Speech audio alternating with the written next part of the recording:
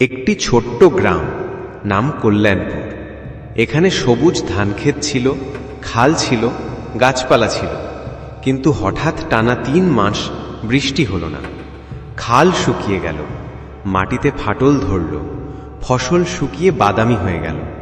সব কৃষক হতাশ, কেউ চাষ বন্ধ করে দিল। কিন্তু গ্রামের এক কিশোর, নাম রাহিম, সবার চোখে বুদ্ধিমান ছেলে, মাথা চুলকে বলল, সমস্যা যত বড়ই হোক তার সমাধানও আছে, শুধু খুঁজে বের করতে হয়। রাহিম দিন রাত ভেবে একটা পরিকল্পনা করল। সে পাহাড়ের ঢালে গিয়ে খুঁজল পুরনো বাঁধ যেটা ভেঙে পড়ে আছে। সে নিজেই সেটা মেরামত করল, বাঁধের পানি নিচের খালে নামানোর পথ বানালো।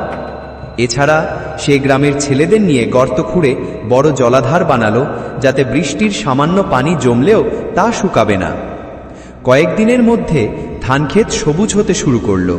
গ্রাম খুশি, সবাই রাহিমকে বাহবা দিল। ঠিক তখনই নতুন বিপদ এলো। হঠাৎ রাতে এক রহস্যময় কালো কুয়াশা এসে গ্রাম ঢেকে ফেলল। সকালে দেখা গেল ফসলের পাতা ঝরে যাচ্ছে, গাছের ডাল কেটে পড়ছে।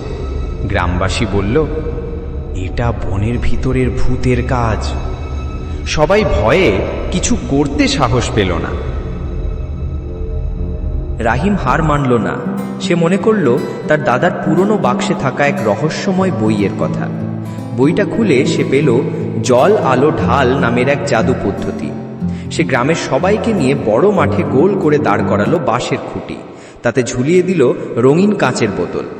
বইয়ের মন্ত্র পড়ে সে সেই বোতলে পানি ভরল, আর সূর্যের আলোয় সেটি ঝলমল করে উঠল।